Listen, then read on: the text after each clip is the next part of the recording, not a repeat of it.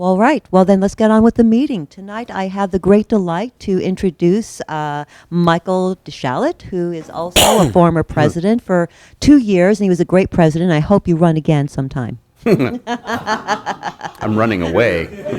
I'm Hey, running come away. on, the job's not that hard. No, It's it's fun. not It was too fun. bad.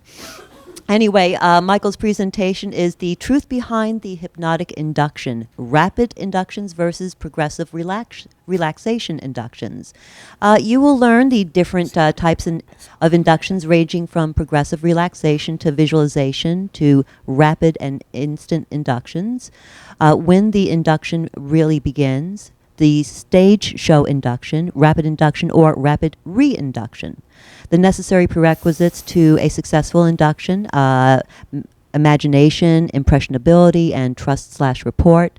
How to set up your clients for for a successful induction, expectations, pre-talk, and testing. And I got to tell you, it's the pre-talk. It's the pre-talk every time with your clients that you're going to seed into their minds exactly what they want. Like when I create a session for a client, in the pre-talk or in the counseling portion of it, I'm actually seeding information such as there's this one session that I do called the Garden of Your Life, where we are going in, basically this particular session is to help remove and release beliefs and negative self-talk stated to the client, as well as from other people and directed at the client. So it's both internal as well as external reinforcement.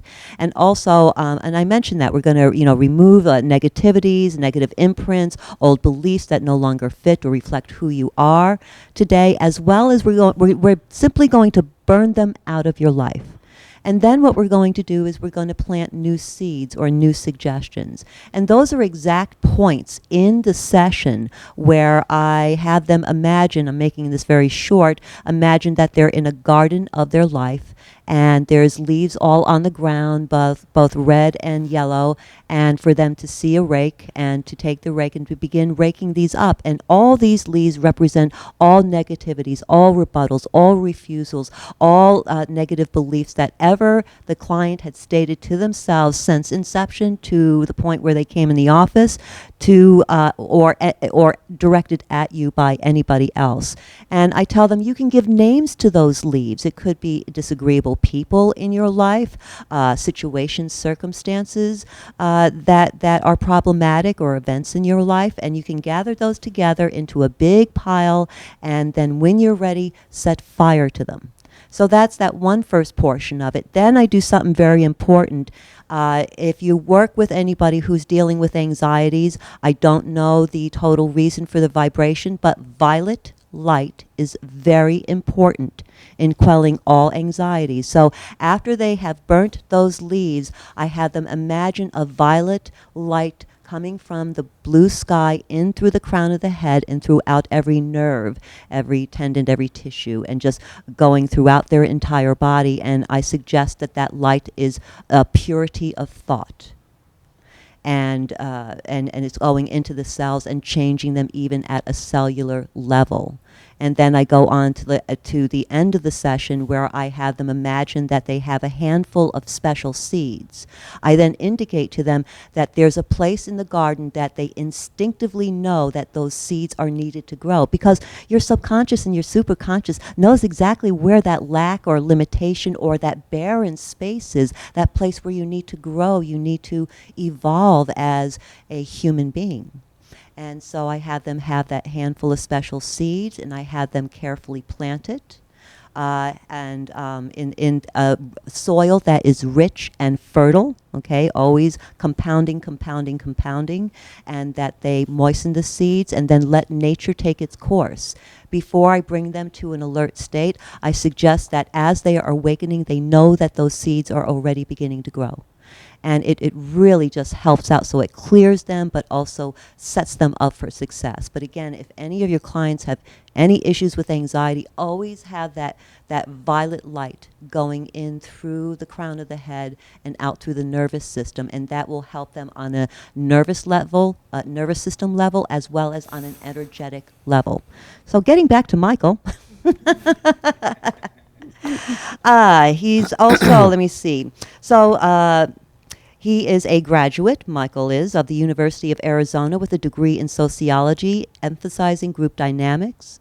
In addition to being a certified consulting hypnotist, Michael is a master stage hypnotist, which we all know, professional magician, and a nationally certified motivational speaker, trainer, and facilitator. And over the past 20 years, he's performed for and presented to over 750,000 students, teachers, and business professionals in 22 states, in 4 countries, and on 2 continents. He has written and implemented hundreds of seminars and has over a decade of experience, and this part I like. Michael has added the title of author to his resume, publishing a children's book that uses hypnotic language for success, and his second book is titled Unleash the Power of Success, is geared towards adults and success strategies. Please welcome our wonderful Michael Deschalit. Thanks, Kate. Appreciate that. And I realized as you're reading that introduction how outdated the thing actually is. It's 26 states now, over 1 million people, and I've published my 7th book as of a few months ago. I don't know what happened. So nobody ever does. She wants a copy for the life. Most of them are all on Amazon. Yeah, I'll work on that for you. Most of them are on Amazon, I believe. Sam called me a couple weeks ago, and he said that the speaker that was scheduled for this month wasn't able to be here, couldn't get in touch with him or something like that. So he asked me to speak, and I said, well, what do you want to talk about? Because I don't know what to talk about. He said, well, what do you want to talk about? And I said, well, that helps me out a lot, thank you. I said, well, what do you think would help the membership the most? He said, well, why don't we talk about inductions? I said, okay. He goes, how do you feel? Because, as a stage hypnotist, you probably do those rapid inductions all the time. And I said, I never do them. As a matter of fact, I don't believe in rapid inductions. I don't believe there's anything as a rapid induction or an instant induction. Absolutely doesn't exist. Now, that statement itself will probably cause some of your skin to crawl. And you'll probably say that's bullpucky. And these are my opinions, and only my opinions. They are not shared with the association at all. And I'll clarify my opinions as we go through this. I do believe there are rapid inductions, but not in the context of how YouTube portrays them. So in this discussion, we'll talk about the difference between rapids versus instance and progressive relaxation, long boring, talk you into a deep sleep hypnosis. We'll talk about those. I'd like to make it somewhat of a forum too as well. This will be a very, very loose and relaxed discussion that we'll have. So if you have questions, just jump on in anytime you like. I'll give you my perspective from both sides as a clinical hypnotherapist as well as a stage hypnotist. And it's great to see some stage people in the room too. So I'll try to give you my take on what I believe to be true and what I have found out over about 15 years of experience. Okay? So let's get started. First of all, my background as a stage hypnotist, I've been doing that for about 15 years. Clinical, I've been doing for about 14 years, somewhere in that neighborhood. Much more experience on the stage than with the clinical stuff.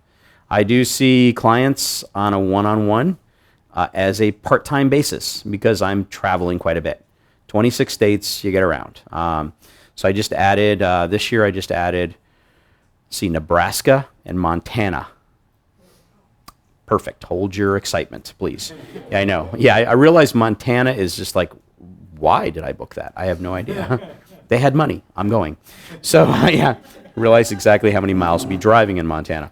So we're going to I'll do a couple different demonstrations tonight. Mostly towards the end, I think it'd be a better place to put it. I want to do my stage induction for you. But I want to get down to the nitty-gritty first and talk about the different types of inductions, ranging from progressive relaxation to visualization to rapid and instant. First of all, how many of you do a pretty stock and standard progressive relaxation induction in the office? Okay, what about on stage? Anybody do stage stuff? Any stage stuff? Okay, and you don't do the instant stuff. You don't drop people on the floor then, or? Fabulous. Oh, good. Oh, you and I are going to get along just great. So yeah, and so how many of you insert a little visualization in there with it? Very good. Awesome. How many of you do a combination progressive relaxation visualization induction? That's my favorite. I like to hit them with everything that I have. I tell my clients the work that I do is multifaceted and multi-pronged. I will throw everything at them, including the kitchen sink, so you better duck quickly. Because I'm going to throw every tool that I have at them to try to get them, not to try, but to get them to get to the place where they want to be, okay? And if I use the word try, of course, we mean it contextually here. Rapid inductions. How many of you do the rapid induction stuff? That's all you do in the office? And, oh, good. How many do it some ways in the office? A little bit of rapids. Okay, good. Okay. And of the rapid inductions, we've got the infamous hand drop method. You know, press on my hand, close your eyes. What is it, the 8-word thing? Is that the 8-word or the 9-word induction? Oh, that's good. Okay, good answer. Yeah, because I don't even know the 8 or 9 words. It's something like press on my hand, close your eyes, take a deep breath, and I'll shout sleep in your ear and hope to God you go under. Just my opinion. Sorry. The hand-to-eye fixation, and I'll demonstrate a couple of these here in a moment.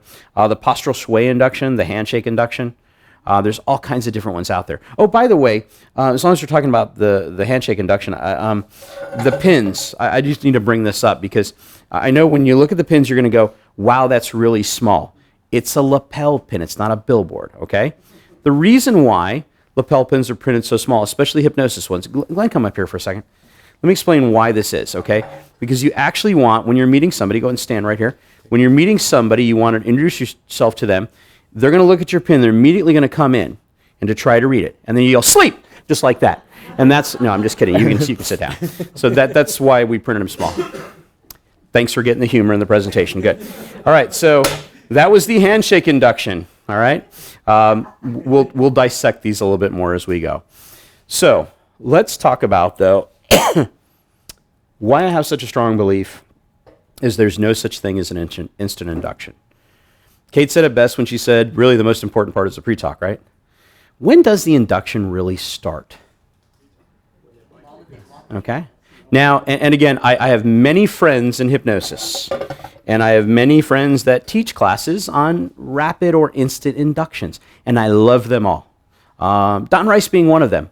And I don't mean to be, I'm not making fun of them at all in any way, shape, or form. I don't want you to misunderstand it as that, although you do know my character, and sarcasm is a very big part of that. So if it comes across the way, I don't mean it disrespectfully to any of my colleagues at all. But I have friends that say, you know, I'm the world's fastest hypnotist. I can hypnotize somebody in 0.3 seconds. Awesome, I bet you can't. And my challenge to them is always this. We'll go to the mall on Saturday. I pick the subject. You do not get to speak to them. You just get to walk up to them and you shake their hand and do the handshake thing or whatever voodoo you want to do to them. The hand press, the handshake, the yell sleep at them, whatever it is you want to do. And if they go into hypnosis to a level that we can both agree upon as colleagues, that they're into hypnosis, I will give you $100. I've had nobody accept my challenge because they know it will not work that way. You cannot go up to a perfect stranger without first establishing trust or even rapport at the very least and put somebody into hypnosis. And again, I'll use those terms loosely. We don't put anybody into hypnosis. Okay, we help them go into hypnosis. Okay, so it's just not possible, folks. So let's be real and let's put some truth in advertising in our languaging. Okay, the hypnotic induction starts with the pre-talk. It even starts before that, establishing rapport and trust. The three things that Kate mentioned in my introduction there. I mean, we weren't supposed to read that part. That was the answers to the test questions later. That's okay. What does it take to, what are three good things that it takes? Imagination, right? I'm going to go over here to the board here. I'll write them down. I'm going to come to this side so you can shoot them on the camera. It takes imagination, right?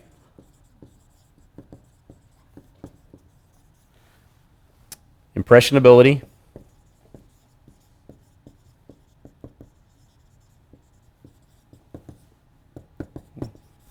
And most of all, trust. Oops, sorry. Trust, okay? So, which one really comes first?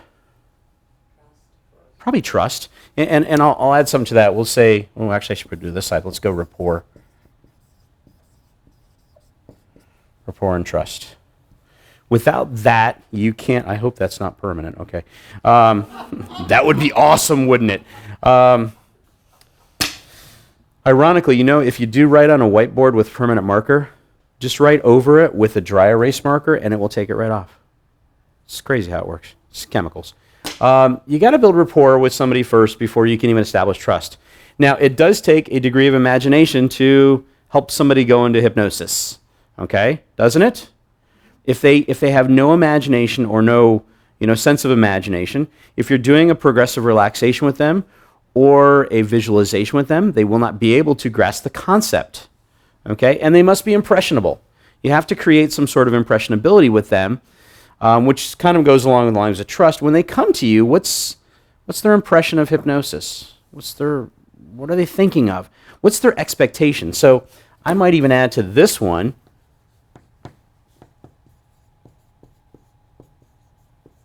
expectation. That to me is everything. Now, if they don't have the expectation in the very beginning, as some of our clients don't, they will say, you know what, I hope this works. Oh, I hate those words. I hope this works? That sounds a tad bit too desperate for me. As opposed to, I expect this to work, right? I'm paying you money, good money, and I want this to work. I love that word even better. I want this to work. I expect that it's going to work, okay? Because obviously you're the perceived expert. I'm paying you money, so you should be able to do the voodoo you do and put me into hypnosis or put me under. I don't know what under is. What are you going under, right? So if their expectation isn't there, you have to create that expectation. How do you create the expectation? In the pre-talk. The pre-talk is everything. The pre-talk is actually not just a informational session about what hypnosis is and what it's not, but it's the precursor to trance. And again, trance, I don't know if you use that word or not. I sometimes use it. I hardly ever use it in my office because it's just not the word for me. I just say we're going to relax, okay? We're going to relax. We're going to help you get to that place in your own private mind where you are in control of your thoughts, feelings, and emotions. Because really, that's what they want to be in control of, right? So creating the expectation with the pre-talk is so necessary. That's where it starts. So if you were to approach somebody on a street, on a sidewalk, say you're doing street hypnosis, you want to do a rapid induction with somebody, what would you say to them?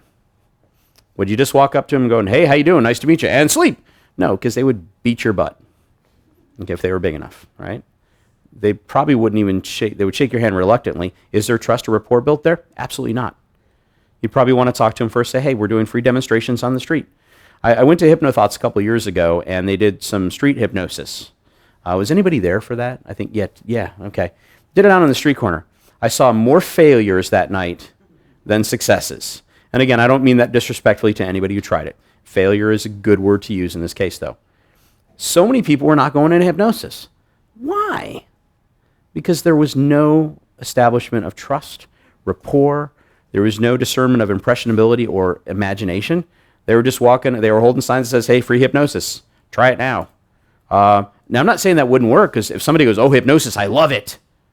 Well, they already have a preconceived notion of hypnosis. They already have trust, maybe not for you personally, but for the process. If Debbie was walking along the crowd, Yeah. she'd go on it instantly. Oh, yeah, sure. Or Sandy Graves. Sandy Graves would draw. I mean, Sandy Graves, all you have to say is hit, and she would go. And that's so you don't have to say the whole word hypnosis, and she drops, right? Some people are very suggestible that way, and because they already have trust for the process. Maybe not the individual hypnotist that's doing it, but they trust the process, so they know what's going to happen. They have a certain level of expectation, impressionability, and certainly have the imagination to go into that state. So you have to start the pre-talk with them. Hey, we're doing some free hypnosis. Have you ever tried hypnosis before?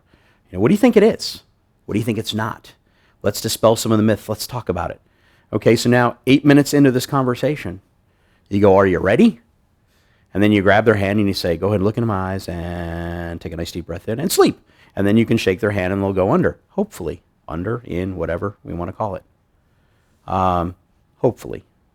Now, is that going to be enough as any rapid induction technique, whether it's a handshake, a hand press, postural sway, anything like that? Is any of that going to be deep enough to keep them in a level of hypnosis? What do you think? Absolutely not. It's just opening the door and shoving them right over the threshold, right? Without immediately reinforcing the trance or the depth, they're out, they're done. Now, what does it take, first of all, let's take a step back for a minute. What does it take for somebody to go into hypnosis other than these three things? What happens physiologically, scientifically, chemically in the body? Your brainwave state slows down. Brain waves slow down. Okay, let's put some of this on the board here. So brain waves, okay, they do whatever they need to do. They slow down, okay? Breath, okay. Slow breathing. Okay, what else? Heart rate, okay, possibly. I'll kind of keep that. Let's do heart. How's that? I'll abbreviate some stuff here. What happens to the mind? Dr. Beebe talked about this, was it last month, smoking? His doctoral thesis was based upon Barnett's theory of hypnosis, body asleep, mind asleep, but he changed that. Yeah, and he changed that, right? Okay. So Dr. Beebe says it's body relaxed, mind aware, right? I think that's a very accurate description. So body relaxed.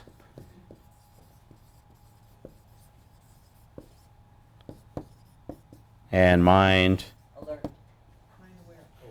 aware. Yeah, it's aware, actually. Yeah, alert would be too alert, I think. Aware, okay, you get the point. All right, good. Spelling. There's no spell checker on this whiteboard. Please have a different one next time. What does it take for them to enter hypnosis? I've heard some people, Mark Savard, great instructor, show at the Planet Hollywood. You should go see it when you're in Vegas. What's that? Agreement. Okay, good. Sure, that's the trust thing. What about this? Mark Savard says that it's either stress or fatigue of the nervous system. Overload. Stress or overload. Or fatigue of the nervous system, right? So, stress, overload, nervous system, okay? Or fatigue. Fatigue of the nervous system, right? That will shut you down every time, right? Help you to go into hypnosis. Some people think that's why progressive relaxations work so well, because you're just fatiguing them so much they just give up after a while, right? Hey, if that works, good. Why not? All those things have to happen to make this process work. I don't know that happens instantly. So you've got to create the level of expectation to the client, the subject, the volunteer, whatever you want to call them, so that they can enter that state. So 8 minutes into your conversation with the person, you say, hey, are you ready to try this? And they go, yeah, sure, let's do it. And then you do whatever technique, whatever rapid induction, and then they go under. So how long did that take? It didn't take and sleep. Ooh, 0.3 seconds. No, it took 8 minutes and 0.3 seconds, right? So again, all I'm asking is that you consider this thought process, okay? More so, I want you to consider, what is the real objective of putting somebody or helping somebody go into hypnosis? Putting somebody in hypnosis in your office. What's the reason? Why do you do it?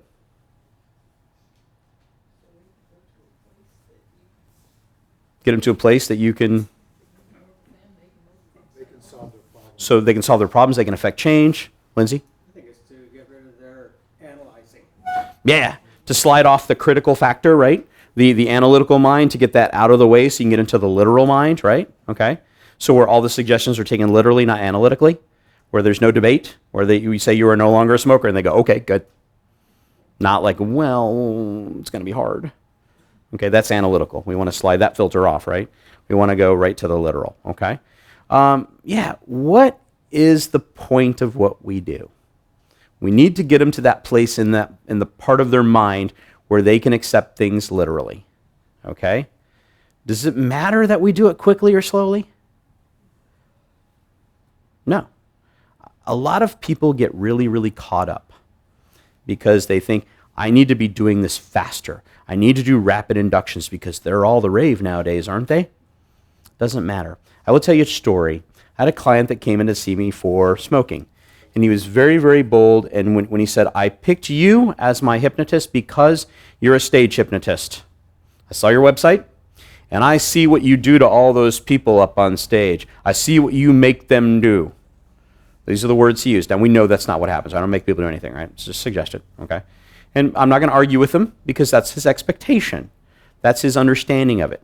Now, I say, well, I really don't make them do those things. I just suggest it. And he goes, oh, yeah, sure, you make them do those things. You control those people's minds. I'm going to let him think it as much as he needs to because it's going to help him get to where he needs to be. Now, in our discussion, he was very, very adamant that I could put him into hypnosis quickly. I could probably do, you know how you guys do it, right? You shake somebody's hand and boom, they go right into hypnosis. That's so cool. And he was sort of like under his breath telling me that's what he wanted. So 3 sessions for me in a smoking program. And I knew he would stop after the first session. But so what I did instead was, rather than doing a rapid induction technique, because I knew I literally, if I went like this to the guy, he would be in hypnosis. And probably deep enough, I wouldn't even have to do any deeper. His expectation was off the charts already. He knew this was going to work. Okay? So I did the longest, most boring progressive relaxation visualization induction I've ever done. I think it was like 27 minutes long. I was about to kill myself. It was so bad. I was going into hypnosis because I just wanted to take a nap. I'm like, I'm done. I don't want to do this anymore. And I could see the sadness in his face. I can see the downturned edges of his mouth. He was so disappointed that I didn't give him what he wanted. Okay? Although he went very, very deep into hypnosis. I gave him all the right suggestions. He stopped smoking. He came back for session number 2. And he said, a week later, and he goes, I'm not smoking. This is awesome. I have no desire to smoke. He said, what do you want to work on now? You paid for 3 sessions. Let's do something fun. And he goes, well, yeah, it's like I was kind of hoping I was going to go into hypnosis a little quicker this time. You hope all you want, buddy. It's my office. And so, now granted, I say that in jest. I do want to, I practice needs-based hypnosis. So I want to, or client-based hypnosis. I want to make sure I'm serving the client's needs and wants, okay? But I also kind of know what's best for the client better than the client knows what's best for them at some point, okay? At this point, he was hoping that I was going to do a rapid. Well, second session, I did sort of my standard progressive relaxation induction because it wasn't nearly as boring as the first one. This is about maybe 8 minutes, all right? He comes out and he feels great and he's more confident than ever before, which is what he wanted to work on the second session. And he comes back for the third session. And I could tell he's a little agitated. Everything's working great in his life except for the hypnotist jerk that won't put him in fast. Okay? And I knew that's what he wanted. So I said, so what do you want to work on this time? Man, how you doing? Everything's going good. Let's really play this time. Let's just blow the lid off this joint. What do you want to work on this time? And he said, well, I want to work on this. I don't even remember what it was at this time. So I got up out of my chair. I walked over to a recliner and I said, you know what? Before we start, though, I got to tell you, you haven't had a cigarette, right? And he goes, no. And I said, I just want to congratulate you on that. And sleep all the way down. And this guy went so deep, he face planted in his lap. And I saw when I looked at his face, I saw a smile on his face. That's all he wanted. That's all he wanted. He didn't care if he smoked anymore or not. That's all he wanted. He just wanted to go under like that. And so I gave him exactly what he was looking for. But do we know what's best for our clients? Sometimes we do, okay? And I did not know. Granted, he was giving me all the signs and signals that he would go into hypnosis very, very quickly because his expectation was very high. I've got an obligation to my clients. If they say, I want to quit smoking, my obligation is first and foremost to helping them fix that problem, okay? Now, I know he wants to go into hypnosis quickly. We'll get to that. But first, I want to take care of your presenting issue, what you're paying me to do. And I know, why take a risk? Why crapshoot it and do a rapid induction and then it fails because he doesn't go in deep enough to affect change? Why would I risk a client's welfare on that? I won't. I'm going to do a surefire bet. Don't take a chance. I learned this from being a magician. There's many ways to force a card onto somebody.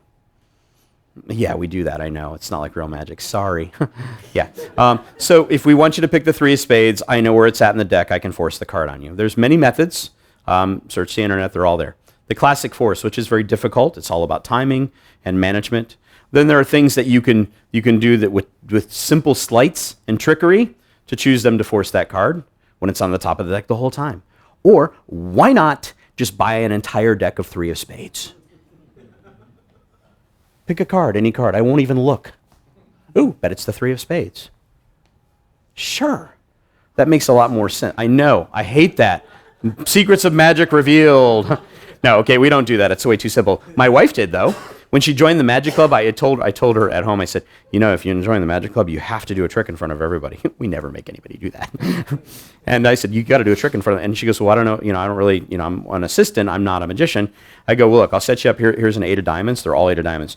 Just tell somebody, I'm gonna set it up. I'm going to tell the whole group you've been working on your classic force for a year before you decide to join the club. And you're going to blow their minds. So she said, pick a card. They picked a card. It's 8 of diamonds. They were like, wow, how'd you do that? She took the card back. She put it in the pack. She said, watch, I'll shuffle them up. Pick another card. Don't pick the 8 of diamonds. Oh, you picked the 8 of diamonds again, didn't you? She put her hands in her pocket. That's how bold she was. This hand had the 8 of diamonds pack. This hand had a regular pack of cards. When she pulled her hands back out, she goes, look, you can even check them out. They're all different. And a room full of magicians went, oh my God, you're a witch, burn her. How did she do that? Okay. It was a surefire bet, though. She would not miss. Okay? Why would you do that risk with your clients? Don't risk it. Okay? Do what you know works. Do what you know is best for them. Now, obviously, sometimes clients do know what's best for them. They know how to fix all their problems. They're just coming to us to validate their parking. Honestly, really. They want to hear from an expert that they can do this. You can do this. You can be a non-smoker. We'll get you there. You have the power in your mind already. We'll help you get there. So we're really just validating what they need to hear, what they want to hear, what they already know. Okay? So let's talk about stage inductions for a little bit, because I think that there's a big debate with stage hypnotists. Some have the theory that, you should put them under quickly. It looks impressive. That way you have more time to do routines in your show. If you just walk up and shake all their hands and do a handshake induction, you get them all in quickly, then you have more time to do routines and more time for entertainment. Fabulous. What's the whole point of the show anyways? It's not to convince the audience that you're putting people into hypnosis, is it? Because there are people in the audience in every show that I do that go, this is bullcrap. Hypnosis ain't real. They're all just stooges. They're all just Confederates. They're in on it. This stuff isn't real. Will I ever convince that person that I'm putting somebody into hypnosis? No. Wild horses couldn't drag them over to that side of the fence, could they? You can't convince anybody of anything that doesn't want to be convinced of believing that, right? So our job as entertainers, as hypnotists, stage hypnotists, is to entertain. That's it. We want the show to be entertaining.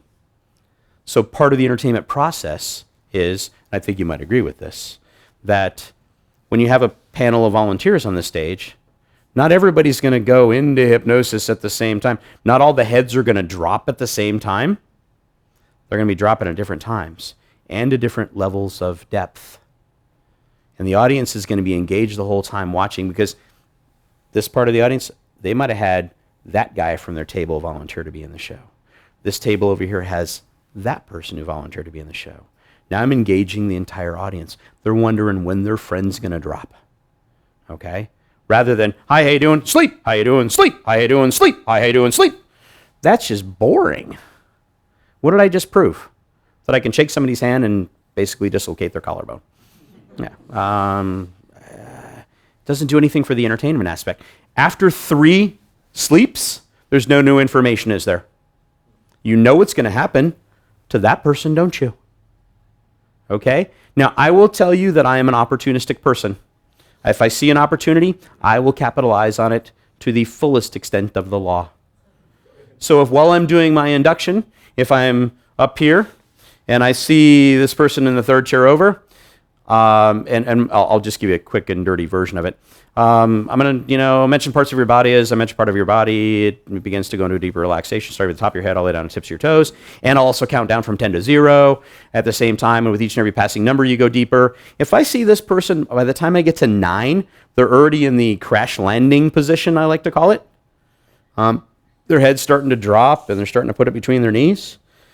If I see that happen, I'm going to walk over there, and I'm going to change my whole induction right then and there and say, and you'll notice that some people will go into hypnosis faster than others. For example, sleep. Then I will do a rapid, because are they already in hypnosis? Yeah. Is it a rapid induction at that point? No. I'm just helping them get, it's almost even a deepener at that point, isn't it? Yeah, it's a deepener, right? They're already there. I didn't do anything. I just started talking and they went under. Okay, went in, under, whatever the words we're using. So I will look for those opportunities. Now, yet every show that I do, people will come up to me after the show and they go, that is so cool how you just shake their hand and you snap them right into hypnosis. Yeah, I got the power, man. You want to touch me? Ooh. No, that's not what I do at all. And I don't argue with them, but I think to my mind, wow, did they miss the first 10 minutes of the show? Because I just bored these people into hypnosis by talking to them.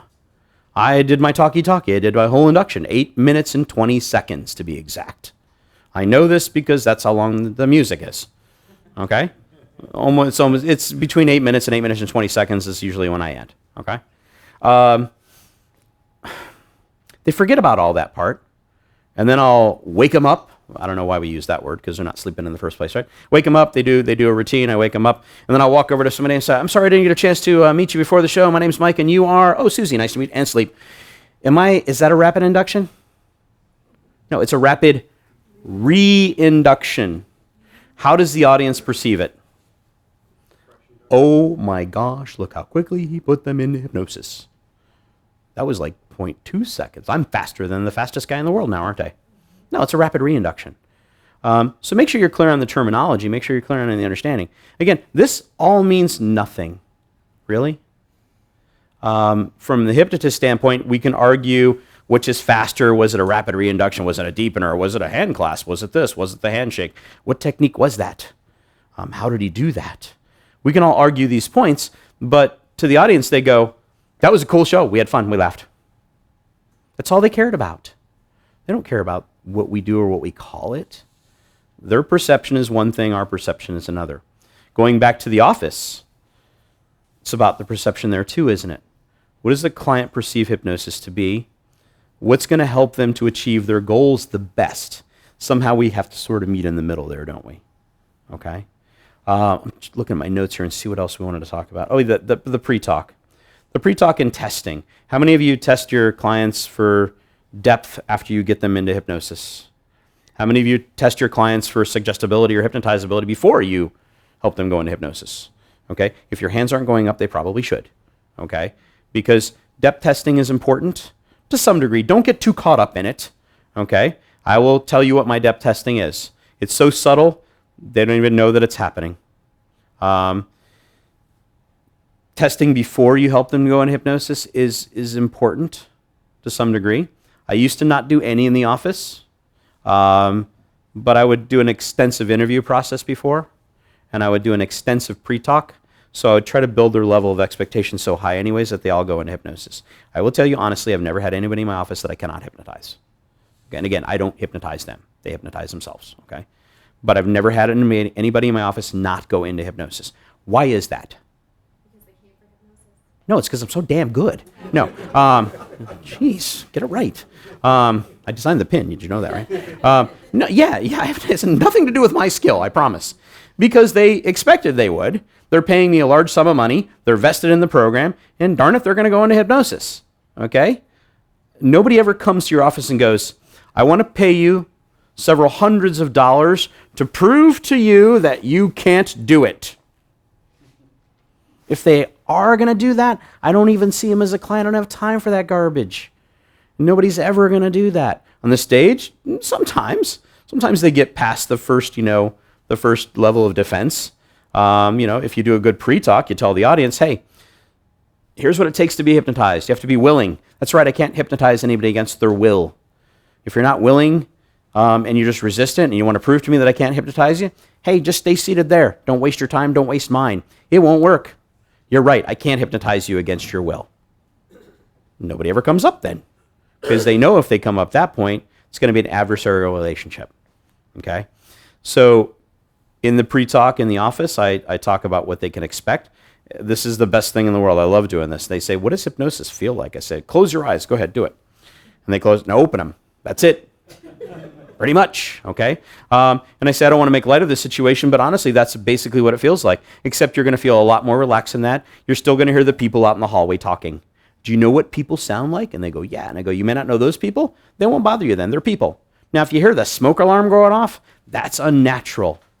We should both open our eyes and leave, okay? And promise you'll be able to do that. And they go, oh, so I'm going to really be in control. You're not going to do any voodoo and witchcraft on me, are you? No, not in here. That's only on the stage shows. I actually had a client recently who he said he tried hypnosis before, and he didn't think that he went under hypnosis, into hypnosis, whatever he wanted to say. He said under. And I said, well, why don't you think that? And he goes, well, I felt pretty relaxed and everything, but I heard all the noises in the office. Oh, okay. And he goes, and I knew where I was at all time, and I remembered everything the hypnotist said. I said, well, that's okay to do those things in hypnosis, right? I said, because here's a little secret. I'm going to let you in. I don't tell all my clients this. If you don't hear voices and sounds in the office, you're dead. Okay? Don't be dead. Okay? Dead's bad. Okay? And he goes, you mean I can still hear the voices out there? And I go, yeah, you just won't care. My definition of hypnosis is not body relaxed, mind aware. It's you're going to the land of I don't care. You're going to know where you're at. You're going to know what's going on around you, but you just won't care. You're going to care about you and fixing your problems and issues. That's all you're going to care about. Your focus is going to be on that, okay? So, again, back to pre-talks and things, you have to use that time to create the level of expectation that's necessary for the client to reach maximum success. All right? How are we doing on time here? Good. Yeah, what's the purpose of the induction? To impress, to convince, or to hypnotize? It's to hypnotize, I hope, right? Oh, yeah, before I do the demonstration, I want to talk to you about something about testing, because I did talk a little bit about that. What words do you use in your inductions? Do you have a script? How many of you read scripts? Yeah, good for you. They're good foundational things, right? They're kind of generic. I like to say they lay the foundation and put up the framework, and then the interior decorator comes in and does all the final touches, okay? And that's me. I'm the interior decorator. I'll then weave through the process with them and discover through a lengthy interview and a process I call the genie process with them on what their real wants are, okay? So now I know what specific suggestions to give them. But how do I know if this person is a good visual person? If they can visualize things in a visualization? How do I know if they're more auditory focused, if they're kinesthetic? Sometimes you can ask people, are you auditory or are you kinesthetic? And they don't know. So I do what's called a modality test with all my clients. It goes like this. I say now, I'll ask them, I say, do you have a happy place? They usually go, yeah. And I go, no, it could be a real place, like maybe like the beach in San Diego that you always go to, Mission Beach. Okay, that could be your happy place.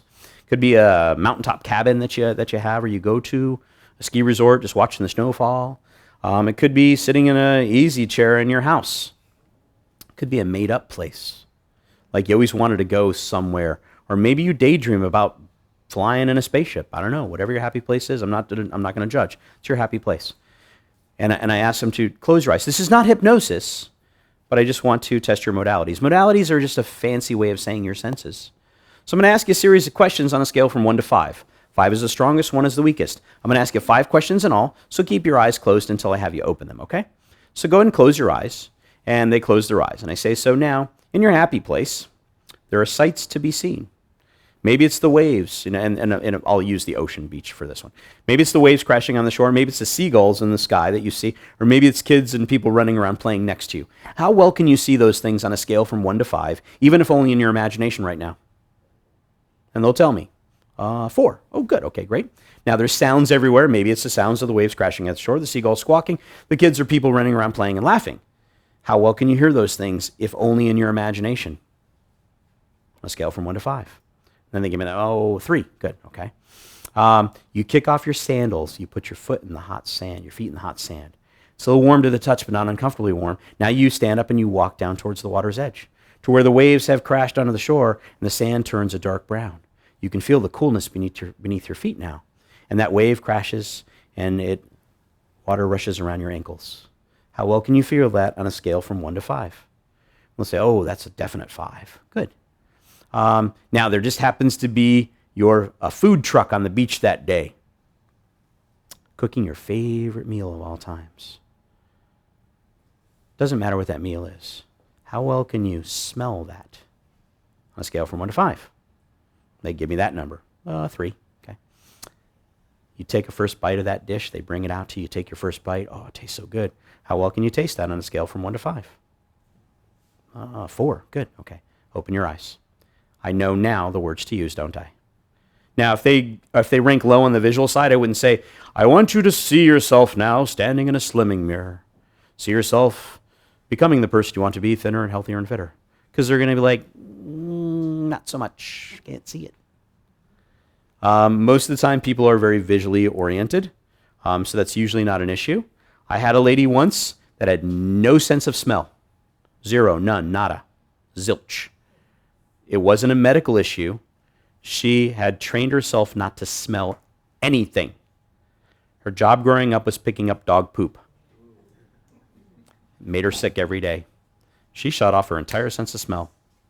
Yet she was there to get help, to smell things in case of an emergency. Interesting, huh? So that was kind of difficult. So now how do you tie those two together, right? So I use that. That's just my modality test. That goes right on their chart. So now I know which words to use in the induction. Now they're telling me everything I need to do. I don't have to do anything virtually in my sessions. I show up. And so now I know what kind of an induction to use, what kind of words to use in the inductions. And I also know then, based upon what information I gather from them, what suggestions to give them as well too, and how to tie those suggestions in with the right kind of words, the right kind of modalities. Okay? All right. Does that help you guys? Okay. Use it. I'm so excited to do the food truck. Yeah, and it's kind of bizarre. It doesn't make much sense, does it? Yeah. You might smell the fish, and I don't have a ton of people that connect with the smells, but the food truck, that might really... It's bizarre enough to try it, and I'll throw that in any scene that they have, or your husband's in the kitchen cooking dinner, and it's your favorite dish. Even if your husband doesn't cook, because sometimes we'll say, well, my husband doesn't cook.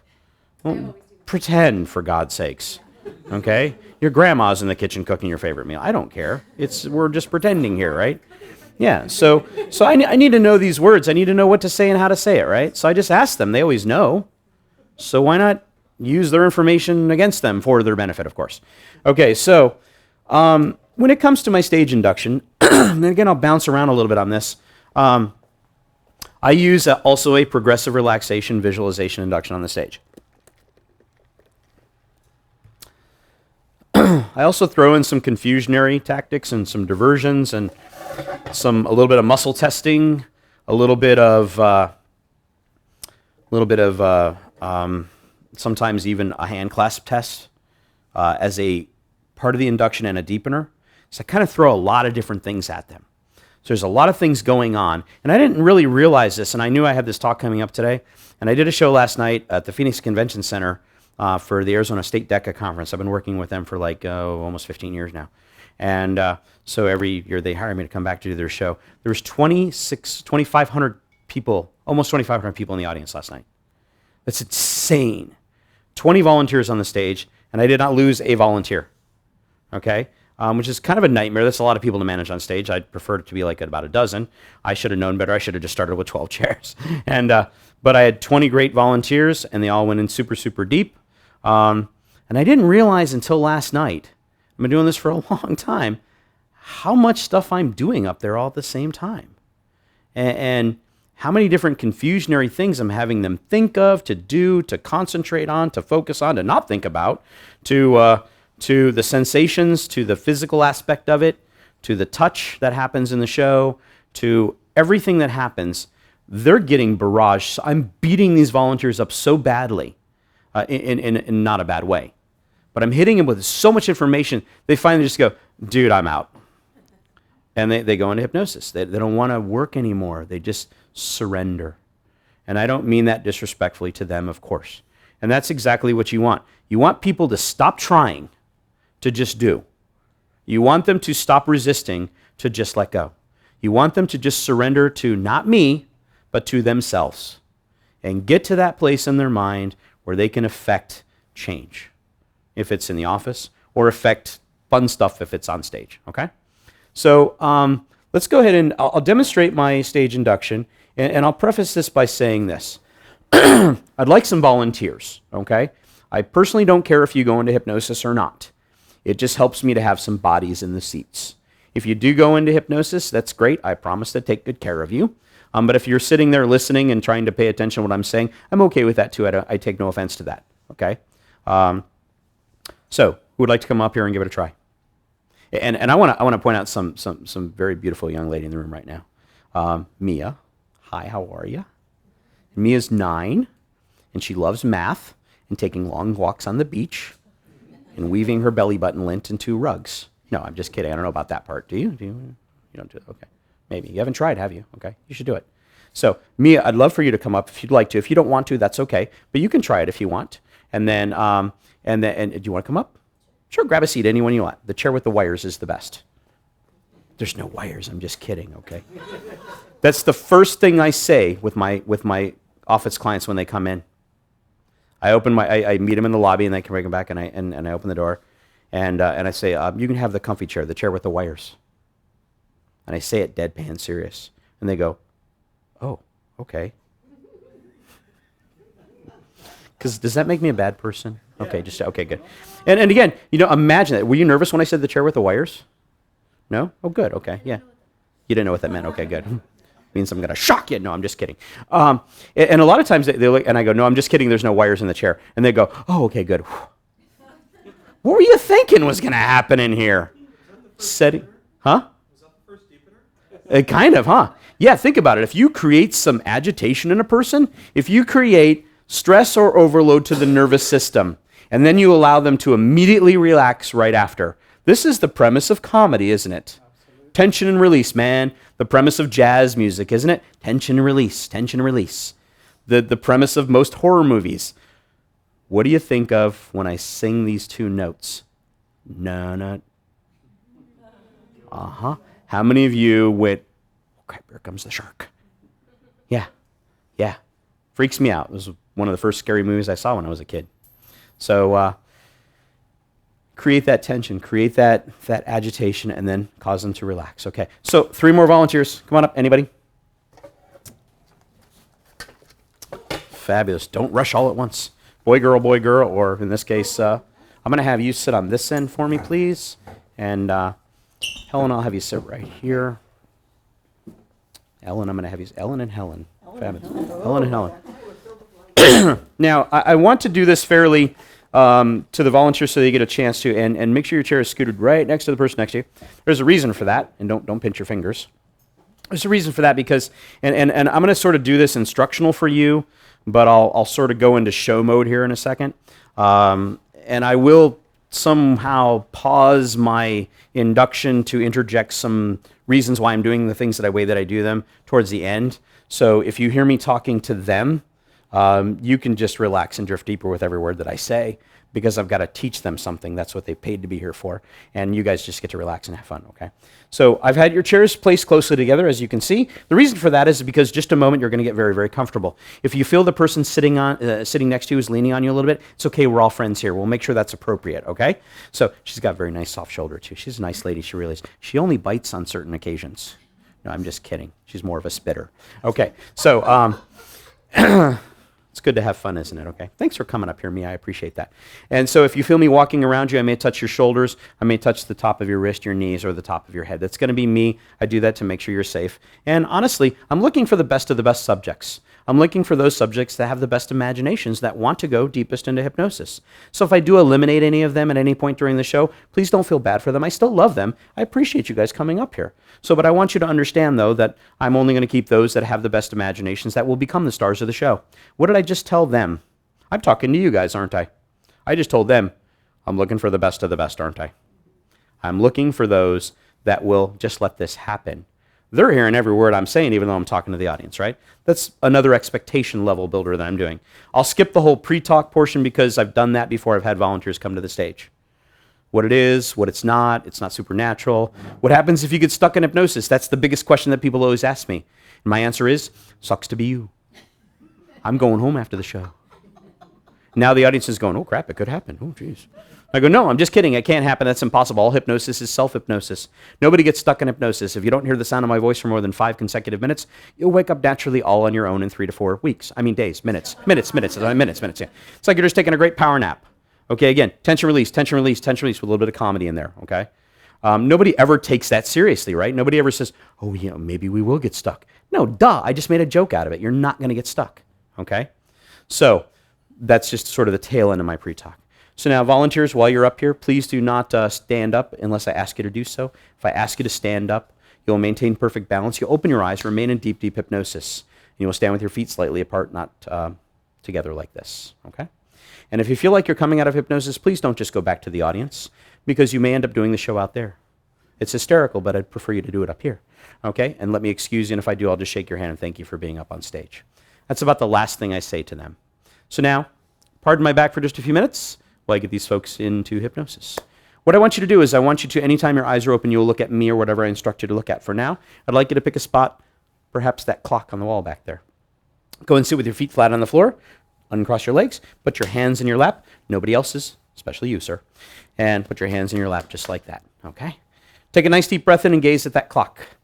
In a few moments, I'm going to start some relaxing music, and anytime you hear this music throughout the show, and especially now, it will help you to go into hypnosis faster and deeper each and every time you hear it. But for now, it will help you to drift into hypnosis. Continue taking another nice deep breath in through the nose and out through the mouth. And exhale. Awesome. Now, take another nice deep breath in. And exhale. This time, take a nice deep breath in and hold it. When I count to 3, I want you to exhale and allow your eyelids to close. Ready? 1, 2, and 3. Eyelids closed. And again, anytime you hear this music, it will help your mind to begin to relax. Continue breathing at whatever pace is comfortable for you, in through the nose and out through the mouth. Lend me the use of your imagination, if you will. I'm going to take you on a magical journey into the recesses of your mind, allow you to go to a place where you're in control of your thoughts, feelings, and emotions. In through the nose, out through the mouth, with each and every passing breath, you continue to go deeper and deeper into hypnosis. I will mention parts of your body, and as I mention parts of your body, I want you to allow that part of your body to begin to relax. Starting with the top of your head, drifting down over your forehead, your eyebrows, your eyelids, your eyelashes, the bridge of your nose, the tip of your nose, your lips, your mouth, your cheeks, your chin, your jaw, every muscle in your face, just smoothing out, relaxing with each and every passing breath. Down the sides of your head, down to where your temples are, your ears, your earlobes. Imagine, pretend, and make believe, if you will, for a moment.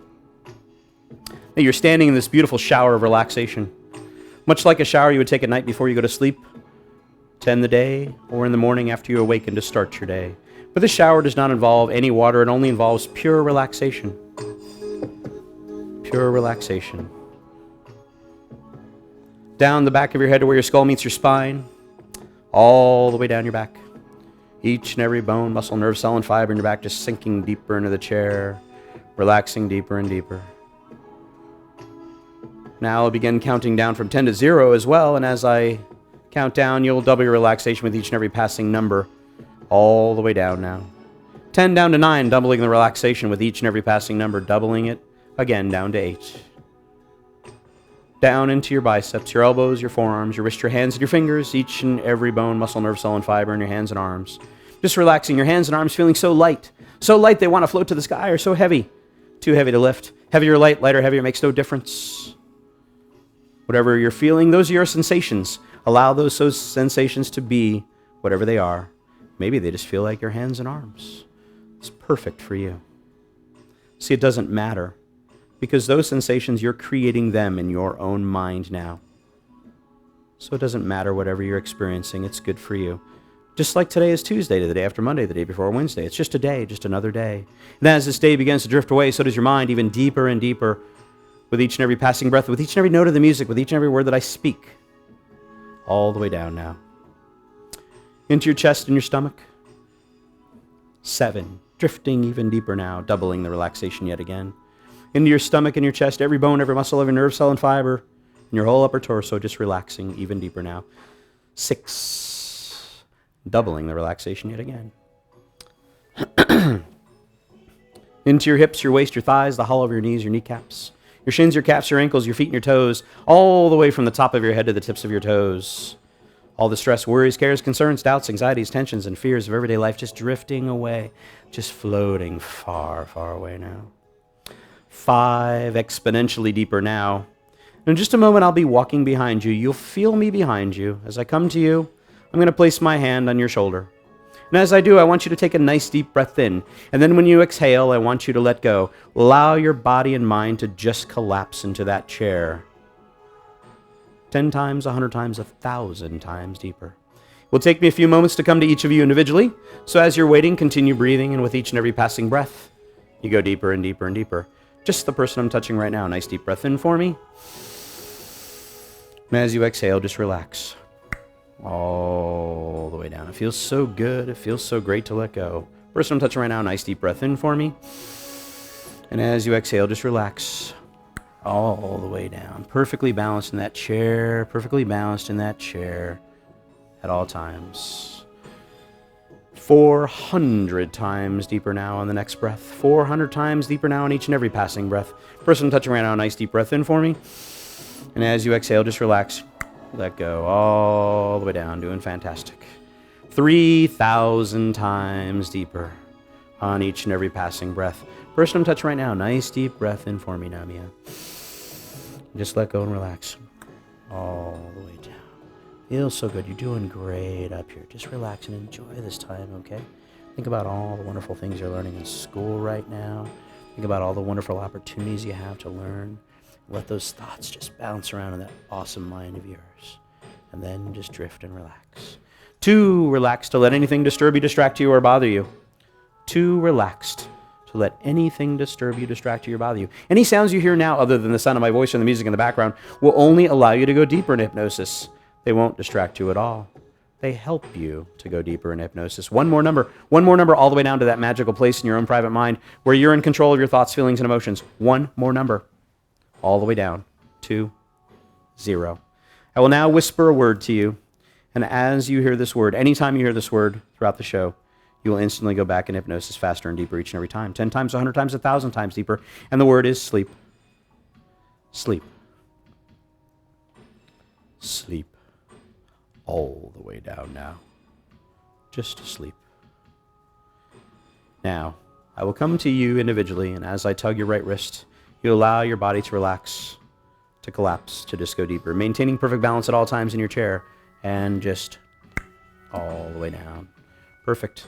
Person I'm touching right now, just all the way down. Just relax. Person I'm touching right now, just relax. Sleep deeper all the way down. Person I'm touching right now, just relax. Relax and go deeper. Imagine, pretend, and make believe your hand is 100 pounds. Too heavy to lift as it just falls into your lap.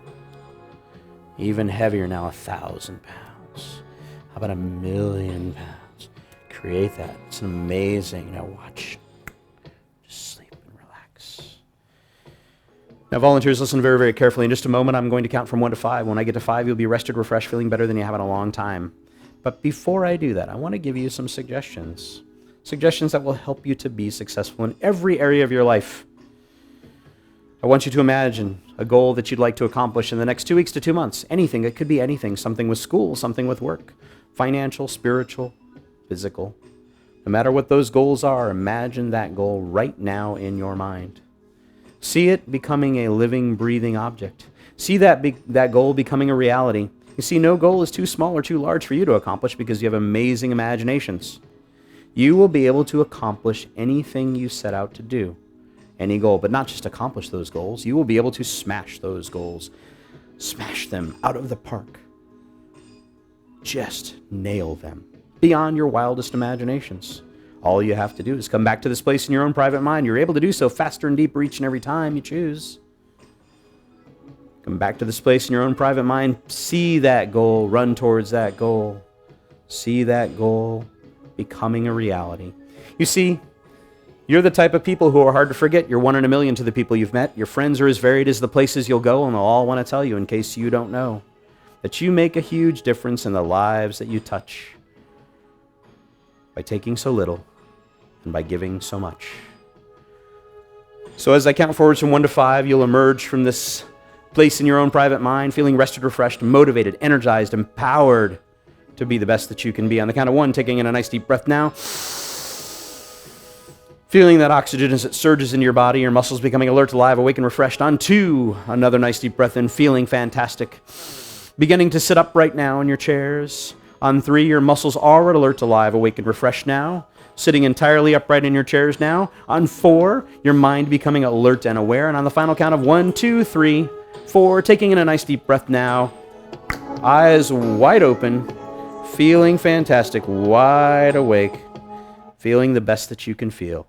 Let's give these guys a round of applause. Aren't they awesome? Okay, so now if you guys don't mind staying seated up here for just a minute, I want to kind of explain some of the things that I did and why that I did them, okay? Any questions, first of all?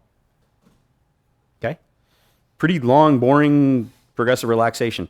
Did you notice, though, people were reacting differently at different times, though, right? Okay? And again, I'm not so much in show mode right now. I'm more in instructional mode right now.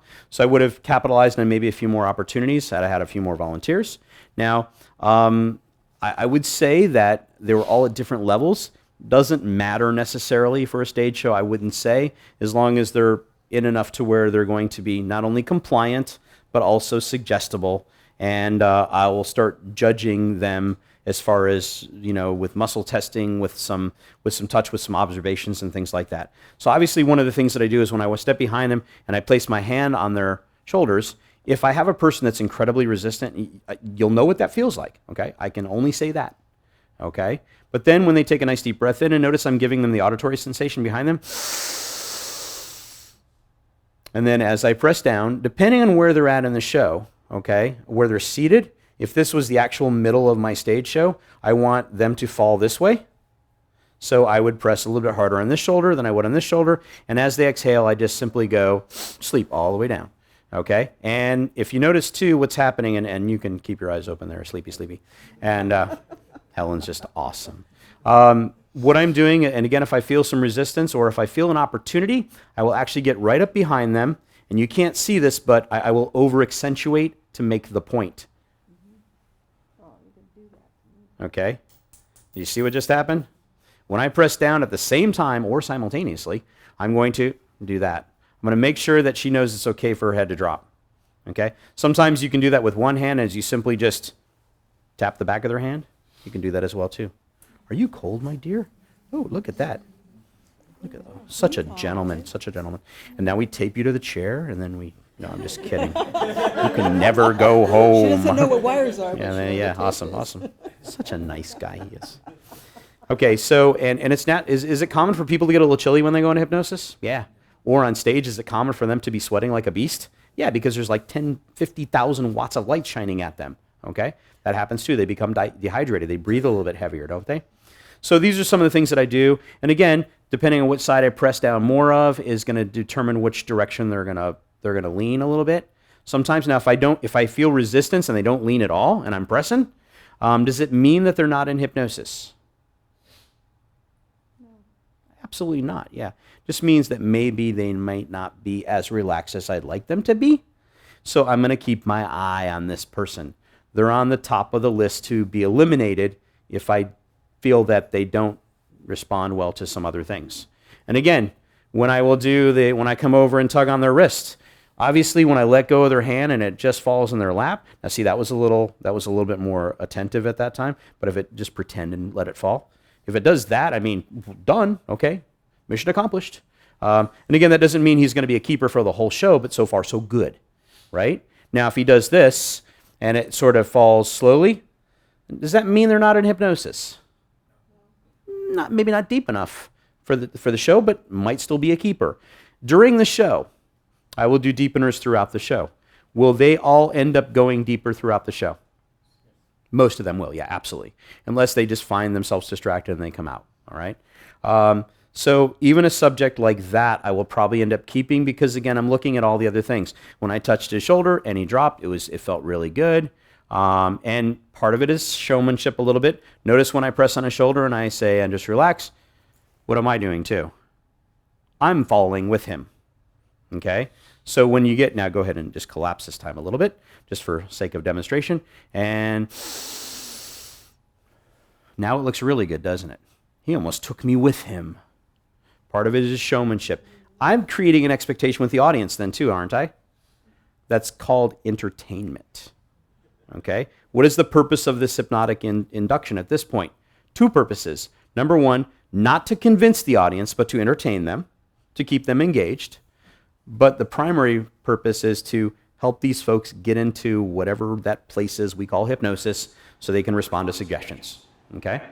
And again, Ellen is just fabulous. And so when she goes into crash landing position, she started doing that early on at like 10 or 9 or 8, somewhere around there. I could have capitalized on that and said some people will go in hypnosis quicker than others. Here's what it might look like. Now, these guys aren't going to open their eyes, but they're going to know exactly what's going on. They're going to feel it. Okay? What does that do to their psyche? It's mob mentality, isn't it, right? They feel that she's okay relaxing that much in front of a room full of people, so we can do it too. Literally, last night at the show, it was so darn easy. High school kids are great to hypnotize because they're so suggestible. And when I had one person lean, it was done. It was done. All I had to do, it was a domino effect. It was so easy. And each one got even deeper. Sometimes too, and I'll wrap this up with this, is sometimes I actually use a hand clasp test in the induction.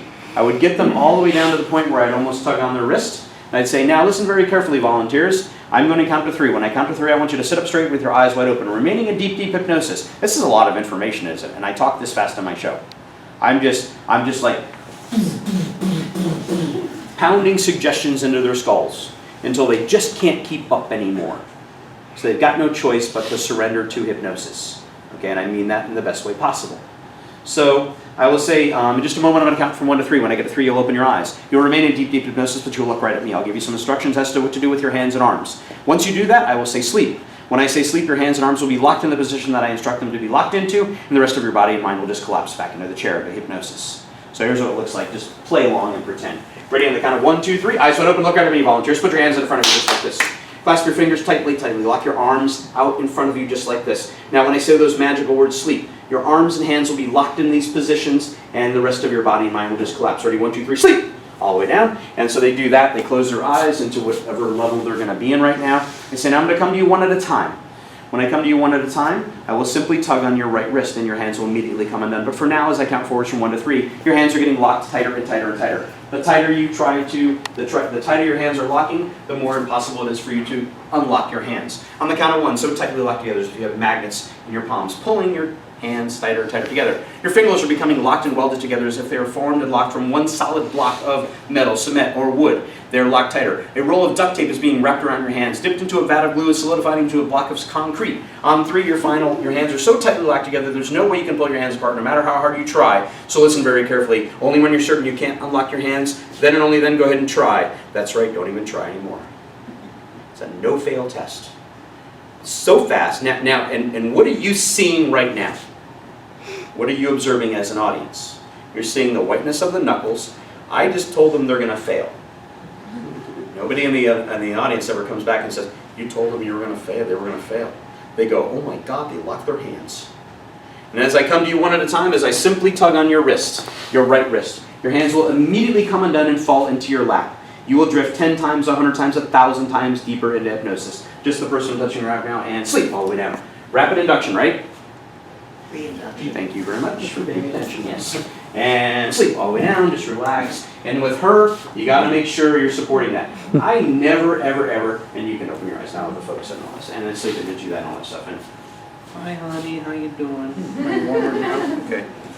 Are your hands locked? You can't pull them apart? It's weird, huh? Watch this, just sleep all the way down. Okay, good. And, yeah, so, again, is that a deepener? Is that a test? What the heck is that? I discovered that by mistake one time. I was just doing the show and I was doing the induction. I was thinking about a million other things in my travel schedule, and so I just started talking. I'm going, why am I doing a hand clasp in the middle of my stage show? This is really weird. Now what do I got to do now? Oh my God. So I just started talking, and it happened one night. I don't do this particularly in my show anymore because I don't really have to, but it's fun when you get into a situation like that and you realize that I just did a test and a deepener. I allowed myself to test them in many ways. First of all, most of their hands locked. Second of all, so that sort of tested and confirmed to themselves that they were in hypnosis. But then I was able to tug on their wrist and do a little muscle testing with them. So I did a lot of things happening at once. Plus I confused the heck out of them by just talking so fast. So after a while now they're just exhausted. Their mind is fatigued, overloaded, and stressed out. A deeper level of hypnosis is achieved. Okay? To where then suggestibility becomes natural, second nature. All right? Thank you guys so much. Let's give these folks a nice round of applause. So we'll wrap up with a couple questions, and I know we sort of took a few tangents here along the way, but I hope it was helpful for you, and I hope you learned something out of it. But any questions at all? Sir? The music you played, was that designed by you? Is there something behind the music that we should know? Absolutely. I composed that no, that's actually a piece of music by a group called Art of Noise, and I don't even remember what the song title was. It's just cool. It's just repetitive, and it sounds kind of hypnotic. Yeah. Yep. This isn't a question, but it is a comment. 2 or 3 years ago, I took my dad and mom to see the show that Michael did at ASU with the students. And excellent show. My dad laughed so hard that tears just pouring. And that was not very much like my dad. And he couldn't even talk about this show with, telling people that he wouldn't start just laughing so hard. He'd almost be crying. So anyway, if you ever get a chance to see him, I definitely recommend it. It was fun. This commercial's paid for by the Deschalit. And I will absolutely second that. I've seen Michael do 3 or 4 shows. I just want to ask if you do the bit with the Band-Aids still. It's not in this year's show. Okay. And this year's show, I have for my high schools and colleges, I have an entirely new opener of the show. I used to open with some magic, and now this year I wrote a rap song because I have like a really bizarre sense of humor. And so I opened to a rap song that I wrote, and I did write the music for that though. And that took me about, 3 or 6 months of my life I'll never get back. And but it's kind of fun. Because one of the funniest things when the your shows, Band-Aid boy, yeah. every time, when I'm done talking to you, you're going to need to ask for a Band-Aid and put it on. And by the end of the show, this guy's face was filled. And you will not know it's on. He walked out. Yeah, I wish I could say that's original. Regina mine, it's not. Many people have done it in the past, but it's fun. It was hysterical. Yeah, it's fun. It's fun. Yeah. Yes, sir. Yes, when you're working with a room and they've been drinking, how do you handle if they come up on stage and/or heckle from the audience? First of all, and again, it's going to be very room specific. If I'm working in a nightclub, that's going to go in my pre-talk. If you've had more than a couple drinks tonight, feel free to enjoy the show from the audience perspective. If you feel like you can't concentrate long enough, and I'll usually single somebody out. And again, my attitude is very sarcastic. My persona is very sarcastic, and I don't mind picking on people. And they know that I'm just kidding with them when I do. And I'll say, like, for example, like this guy over here. and again, I'm going to judge by how he's reacting through the show. And again, he's not going to take offense to that.